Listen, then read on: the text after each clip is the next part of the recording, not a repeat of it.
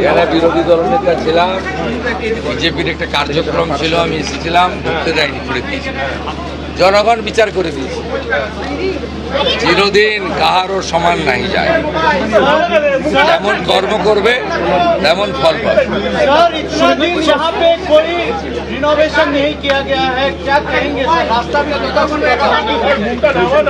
पिछले सरकार का काम तुष्टीकरण, भ्रष्टाचार, परिवारवाद और बंगाल को पीछे ले जाने का काम था। ये सब काम तो उनका नहीं करने का मकसद था। राष्ट्रवाद, देश प्रेम, ऋषि बंकिम चंद्र, कवि गुरु, ये सब काम उनका नहीं करने का, उसका एजेंडा में नहीं था। अभी राष्ट्रवादी सरकार आया, ये सब काम होगा। और वंदे मातरम का 150 साल भी चल रहा है। हम लोग बजट में डिक्लेयर किया है एक बड़ा म्यूजियम होगा, नेशनल लेवल का म्यूजियम, वंदे मातरम म्यूजियम। ये जो बहुत बारिश हो रहा है, इसकी वजह से थोड़ा सा रेस्क्यू प्रॉब्लम है क्या? रेस्क्यू ऑपरेशन में थोड़ा सा प्रॉब्लम हो रहा था? हुआ है, लेकिन ऑलमोस्ट तो कंप्लीट हो गया है। और बाकी तो पूरा मालवा क्लीन करने का काम तो नॉन स्टॉप चल रहा है। लेकिन क्या सबको निकाल लिया गया है वहाँ से? नहीं, ये तो बोलना मुश्किल है। ऑपरेशन चल रहा है। ये NDRF और आर्मी जब बोलेगा तब कोलकाता पुलिस को मैं जानकारी दे दूँगा। ये मेरा बोलने का ठीक नहीं। दादा उद्धार कार्य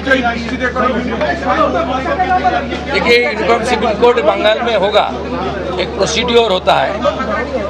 हम लोग असेंबली में बताऊंगा। एक कमेटी बनता है, एक सिटिंग जज की नेतृत्व में।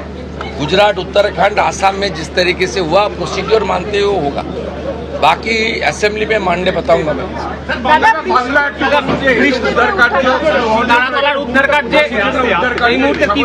হ্যাঁ, কালকে তো ডিস্টার্ব হয়েছে, কিন্তু আমরা টাচে আছি। উদ্ধার কার্য চলছে, পুরোটা ক্লিনিং না হওয়া পর্যন্ত এটা চলবে।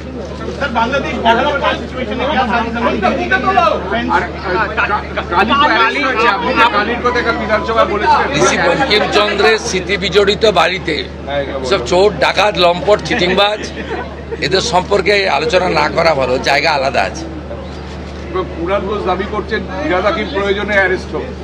আমি এখানে এসব কথা বলবো না। আমি ঋষি বঙ্কিমচন্দ্রের, সাহিত্য সম্রাটের, বন্দে মাতরমের রচয়িতার, তার পূর্ণ জন্ম দিবস অর্থাৎ আবির্ভাব দিবস, আমি এখানে এসেছি গ্রন্থাগার মন্ত্রী, বিধায়ক, আধিকারিকদের নিয়ে। এই প্রথমবার রাজ্য সরকার এখানে অনুষ্ঠান পালন করছে। তথ্য সংস্কৃতি দপ্তর এবং গ্রন্থাগার দপ্তর এবং কলকাতা কর্পোরেশন মিলিতভাবে এই কাজটা আমাদের আজকে সকালের প্রথম কাজ।